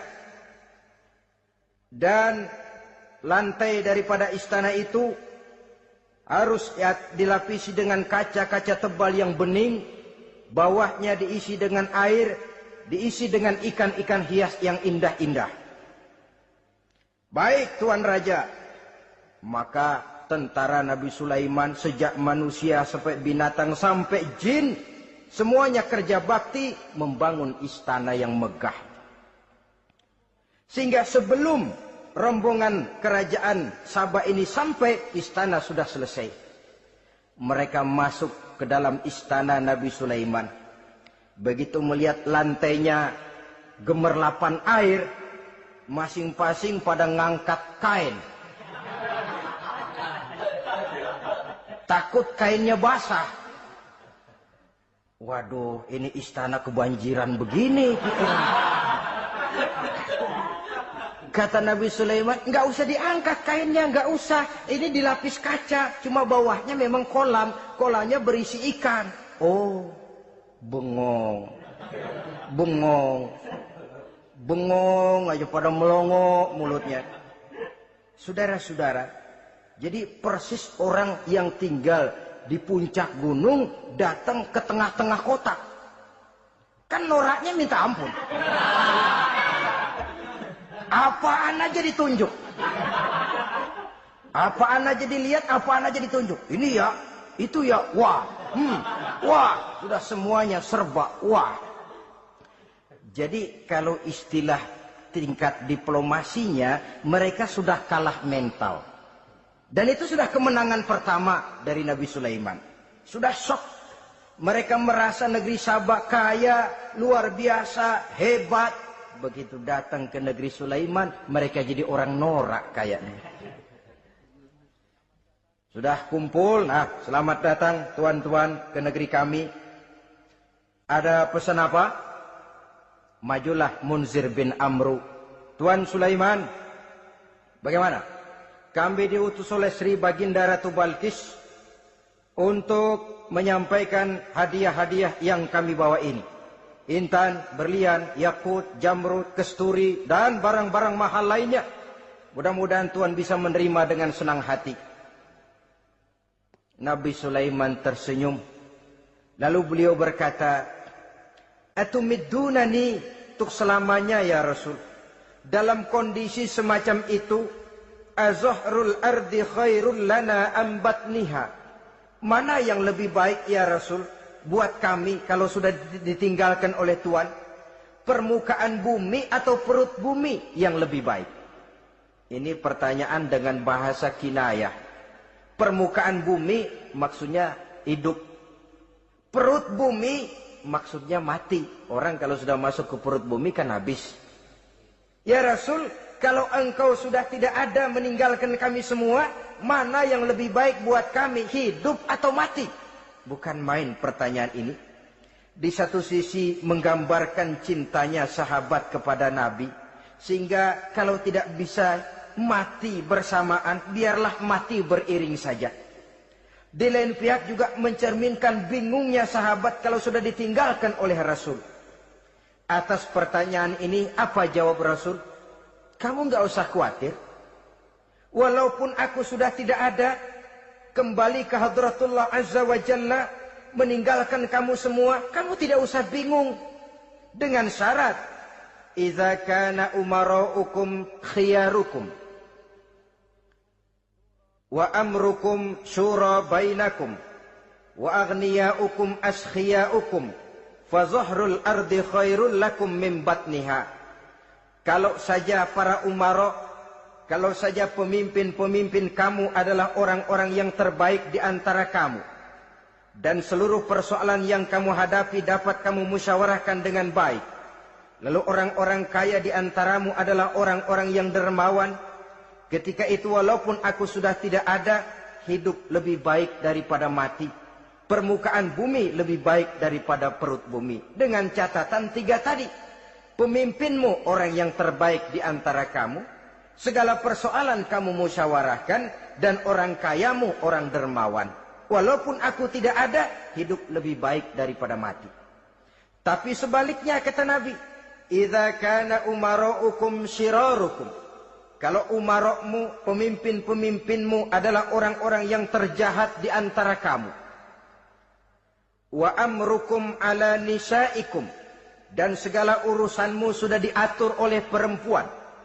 Walaupun dia tidak naik di bidang eksekutif, tidak memegang kekuasaan, tapi kekuasaan bayangannya jauh lebih menentukan daripada kekuasaan yang sesungguhnya. Kalau perempuan sudah ikut campur mengaturmu, kemudian wa askhiyaukum bukhalaukum. Orang-orang kaya di antaramu adalah orang-orang yang bakhil bin pelit alias kikir. Maka ketika itu kata Nabi, fabatnul ardi khairul lakum min zahriha. Perut bumi lebih baik daripada permukaan bumi. Apa yang bisa diharapkan dari pemimpin yang zalim, perempuan yang sok kuasa, dan orang-orang kaya yang bakhil dan pelit? Dalam kondisi semacam itu, bertemulah kita dengan yang bernama kiamat. Dan kalau sudah kiamat macam itu kata Nabi, perut bumi lebih baik daripada permukaan bumi. Maka yang kita perlukan sekarang adalah kerjasama antara ulama dengan umara. Ulama bukan umara, umara pun bukan ulama. Harus saling kerjasama dan jangan saling memperalat. Kerjasama menurut bidangnya masing-masing menjadi yang terbaik di bidangnya. Jangan sudah jadi kiai karena ingin berpartisipasi aktif lalu pindah jadi pemborong jembatan. Tidak sadar akan profesinya. Dan orang lalu tidak bisa berkata, apaan kiai mubalik bisanya cuma ngomong saja. Sekarang kan zaman pembangunan perlu karya nyata. Mana ada ustadz kiai mubalik bikin irigasi. Cuma pidato saja, apa kemiskinan bisa diatasi dengan pidato? Ini juga orang tidak ngerti urusan. Wong Nabi saja ngajarin kok, iza wusidal amru ila ghairi ahlihi fantaziris sa'ah. Yang kemudian diterjemahkan dalam manajemen modern, the right man on the right job. Bahwa persoalan harus diserahkan kepada orang yang memang ahlinya. Lah kalau kiai ngurus irigasi, apa nanti lurah mau ngajar fikih? Camatnya ngajar tafsir. Kacau jadinya. makin ruwet jalur birokrasi, makin banyak orang meninggalkan profesi dan malah melaksanakan sesuatu yang bukan profesinya.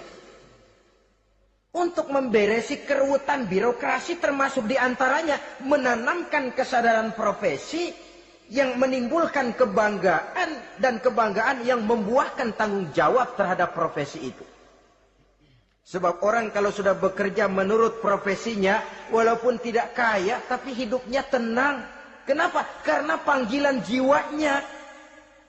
Seorang kiai yang diajak ngobek, walaupun objeknya gol puluhan juta, kaya belum tentu tenang, karena saya yakin bukan ke sana panggilan jiwanya.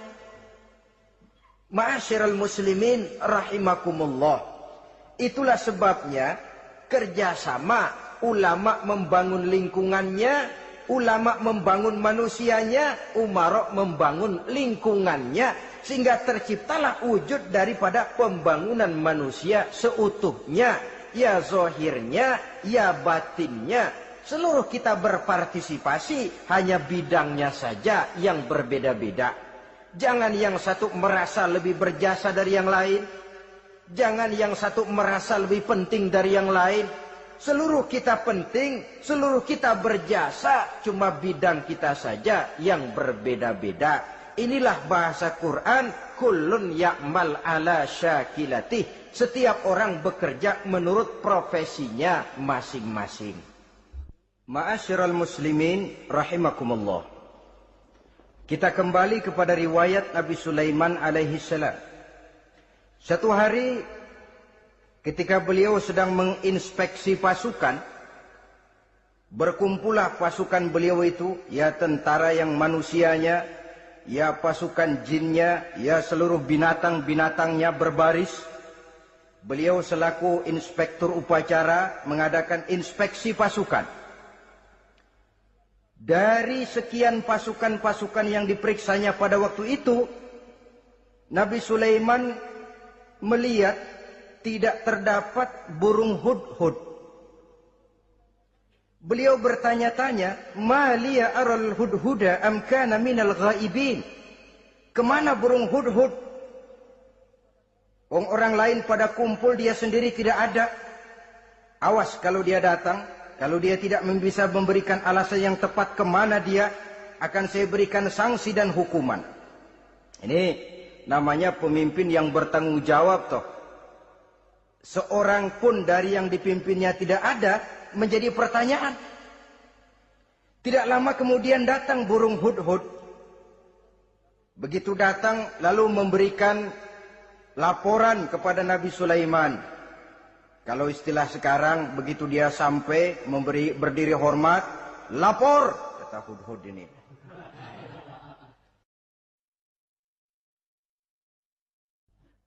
Bagaimana hudhud? Maaf Tuan Raja, saya terlambat. Iya, kenapa terlambat? Patroli Tuan Raja. Kemana saja kamu patroli? Keliling. Lalu apa hasilnya? Inni wajadtu imra'atan tamlikuhum wa utiyat min kulli syai'in wa laha 'arsyun 'azim. Saya baru patroli ke satu negara yang bernama Sabah, Tuan Raja. Sabah, saudara tahu Sabah? Di mana itu? Dekat ibu kota Yaman sekarang. Di sana Tuan Raja, kata hudhud ini, wajadtu imra'atan tamlikuhum. Yang jadi raja perempuan. Kalau Tuan raja besar, Tuan orang laki. Ayah Tuan raja besar, Nabi Daud, laki. Ini mah model Tuan Raja. Orangnya rajanya raja besar tapi perempuan. Tumben saya ngelihat ada raja perempuan. Kerajaannya begitu besar. Begitu. Iya. Lalu dia jadi raja bagaimana? Dia mewarisi kerajaan ayahnya Sri Baginda Raja Sarahil. Ketika ayahnya wafat, dia naik. Walaha arsun azim. Singgasananya besar, bagus, antik Tuan Raja. Terus bagaimana lagi? Wajadtuha wa qaumaha yasjuduna lisyamsi min dunillah. Yang jadi pikiran saya, Tuan Raja, dengan kekuasaan yang besar, mereka itu seluruhnya, seluruh bala tentaranya dan kaumnya, yasjuduna lisyamsi. Mereka menyembah matahari, bukan menyembah Allah. Mendengar ini Nabi Sulaiman tergerak hatinya. Waktu mendengar rajanya perempuan, kekuasaannya besar, belum tergerak. Tapi ketika sampai kepada yasjuduna lisyamsi, mereka sujud kepada matahari, di situ pribadi seorang rasulnya tergerak. Siapa nama ratu itu? Namanya Ratu Balkis, Tuan Raja. Begini, Hudhud. Laporan kamu, apa kamu anak dibelah dua setuju? Akhirnya ibu yang satu itu menerima hukuman yang setimpal karena mengakui sesuatu yang bukan haknya. Di sini kita lihat kebijaksanaan yang dimiliki oleh Nabi Sulaiman alaihi salam. Bukti yang ketiga. Pada waktu beliau mengadakan jihad fi sabilillah, beliau mengadakan mobilisasi dana. Tidak cuma manusia, binatang seluruhnya ikut memberikan sumbangan. Ketika datang gajah, gajah nyumbang kerbau. Datang kerbau, kerbau nyumbang kambing. Datang kambing, kambing nyumbang ayam. Datang ayam nyumbang burung. Datang burung nyumbang balang. Datang balang nyumbang semut. Gajah yang nyumbang kerbau ngelihat balang nyumbang semut ketawa. Hei semut, balang, Nabi Sulaiman kamu berikan semut untuk apa kayak gitu kecilnya? Lihatin dong saya nyumbang kebo, kata gajah. Nabi Sulaiman tersenyum seraya bersabda, al-hadiyatu biqadril muhdi. Pemberian itu memang sesuai dengan kemampuan orang yang memberi. Kalau gajah nyumbang kerbau, itu wajar saja. Gajah besar, sumbangannya pun besar. Sebaliknya kalau balang nyumbang semut, itu juga memang pantas. Balang kecil, sumbangannya pun kecil. Yang tidak wajar kalau ada balang mau nyumbang kerbau, ada gajah nyumbang semut. Di sini kelihatan watak yang bijaksana dari Nabi Sulaiman alaihi salam. Ini merupakan ciri keistimewaannya. Setiap rasul dibekali dengan sifat ini yang namanya sifat fatonah. Cerdik, cerdas, dan bijaksana. Yang ini memang merupakan mukjizat. Kecerdasan seorang rasul tidak merupakan hasil sekolahan, tapi merupakan bimbingan wahyu semata-mata, dan ini yang tidak bisa ditandingi oleh manusia. Jadi jangan lalu ngambil dalih rasul aja nggak sekolah pinter, lalu ikut nggak sekolah ya goblok terus. Itu khususiat kok. Sifat yang namanya fatona itu merupakan bimbingan daripada wahyu. Adapun manusia, jikalau dia mau cerdik, jikalau dia mau cerdas, jikalau dia mau bijaksana, dia harus belajar. Ya lewat bangku sekolah, ya lewat teman bergaul, ya lewat bertanya kepada orang-orang pandai, atau autodidak dengan hidup banyak membaca dari kehidupan ini. Dengan demikian nilai kecerdikan, kecerdasan dan kebijaksanaannya akan bisa meningkat adanya. Ini keistimewaan pertama. Keistimewaan yang kedua, Nabi Sulaiman diberikan kekuasaan oleh Allah sehingga bisa menguasai angin, jin, bahkan juga mengerti segala macam bahasa binatang. Menguasai angin, beliau bisa menundukkan angin ribut dan memerintahkannya angin itu. Dalam surah Al-Anbiya ayat 81 kita temukan, wali Sulaiman ar-riha asifatan tajri bi amrihi ilal ardil lati barakna fiha. Dan bagi Sulaiman, ia mampu menundukkan angin ribut yang bertiup menurut perintahnya ke permukaan bumi yang kami berkahi di dalamnya. Menguasai angin, barangkali istilah sekarangnya, memahami betul meteorologi. Itu sebabnya mukjizat hanya diberikan kepada Rasul. Orang yang jiwanya sudah stabil. Coba kalau potongan kita diberikan keistimewaan bisa ngatur angin, Saban Sari main angin. Nggak boleh ada orang kita keselin. Kesel sama orang, undang angin, hantam saja. Maka mukjizat semacam ini hanya diberikan kepada orang yang jiwanya sudah stabil. Ada satu cerita, namanya juga cerita, tapi kebenarannya mendekati. Seorang wali di tanah Jawa, sholat Jumat di Masjidil Haram di Mekah itu. Namanya wali kalau di Jawa kan pakai belangkon. Dia sembahyang di Masjidil Haram. Ini ada orang Arab usil, tumben ngelihat belangkon. Ini apa di tengah masjid? Dia tepak belangkon itu, miring di atas kepala. Begitu belangkonnya miring, tanah kayaknya ikut miring. Sehingga penduduk heran, ini apa tanah jadi miring begini? Lalu ada seorang wali juga yang alim dan mengerti, lihat-lihat di tengah Masjidil Haram ada belangkon miring di atas kepala. Jangan-jangan ini sebabnya ini. Dia samperin, dia dandanin lagi tuh belangkon rata, tanah kelihatannya kayak rata lagi. Keistimewaan seperti ini pun hanya diberikan kepada orang yang jiwanya memang sudah stabil.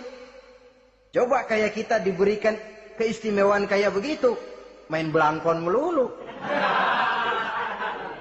Saudara-saudara kaum muslimin rahimakumullah. Juga bisa menguasai jin, memerintahkan jin, dan juga mengerti segala macam bahasa binatang. Kita bisa lihat dalam surah As-Saba ayat 12 misalnya. Demikian juga tentang mengerti bahasa binatang. Pada satu hari Nabi Sulaiman dan bala tentaranya lewat di satu lembah. Lembah itu kebetulan lembah semut. Ketika mereka lewat di lembah itu, Raja Semut lihat dari kejauhan, dia pidato kepada rakyatnya para semut itu. Apa katanya? Ya ayyuhan namlu dukhulu masakinakum. La yahtimannakum Sulaiman wa junuduh wahum la yash'urun. Jadi ini Raja Semut melihat Nabi Sulaiman datang bersama seluruh bala tentaranya, dia pidato kepada rakyatnya. Saudara-saudaraku rakyat semut, di mana saja suara saya bisa didengar. Perhatikan, lembah itu kebetulan lembah semut. Ketika mereka lewat di lembah itu, Raja Semut lihat dari kejauhan, dia pidato kepada rakyatnya para semut itu. Apa katanya? Ya ayyuhan namlu dukhulu masakinakum. La yahtimannakum Sulaiman wa junuduh wahum la yash'urun. Jadi ini Raja Semut melihat Nabi Sulaiman datang bersama seluruh bala tentaranya, dia pidato kepada rakyatnya. Saudara-saudaraku rakyat semut, di mana saja suara saya bisa didengar. Perhatian, perhatian. Ini Nabi Sulaiman mau lewat dengan seluruh bala tentaranya. Kamu semua supaya masuk ke dalam lubang kamu masing-masing. Sebab kalau kamu nggak masuk ke lubangmu masing-masing, akan diinjak oleh Sulaiman dan bala tentaranya. Sedangkan mereka tidak tahu kalau kamu kena injak. Masuklah semut itu seluruhnya ke dalam lubangnya masing-masing. Nabi Sulaiman senyum. Fatabassama dhahikan min qawliha. Mendengar ucapan Raja Semut ini, Nabi Sulaiman tersenyum. Lalu berkata, apa katanya? Rabbi auzi'ni an ashkura ni'mataka allati an'amta alayya wa ala walidayya wa an a'mala salihan tardahu wa adkhilni birahmatika fi ibadika salihin. Satu pengakuan yang tulus, yang jauh dari watak kesombongan. Mendengar Raja Semut berkata semacam itu, beliau senyum. Lalu berkata, wahai Allah, tetapkan kiranya hati saya ini untuk selalu bersyukur terhadap nikmat yang engkau karuniakan kepada saya. Karena nikmatku, nikmat yang engkau berikan kepadaku, saya mengerti bahasa binatang. Karena mengerti bahasa binatang, saya mengerti seruan Raja Semut itu. Tetapkan saya untuk selalu bersyukur ya Allah atas nikmat yang engkau berikan ini, atas nikmat yang engkau berikan kepada kedua orang tua saya, dan tetapkan saya untuk selalu melakukan amal soleh yang engkau ridhoi, dan masukkan saya ke dalam golongan hamba-hambamu yang soleh. Satu pengakuan yang tulus, yang jauh dari sifat kesombongan. Mungkin kalau sombong yang lahir, begitu dengar Nabi Sulaiman bahwa semut ngomong begitu, beliau akan berkata, iya masuk gede buruan.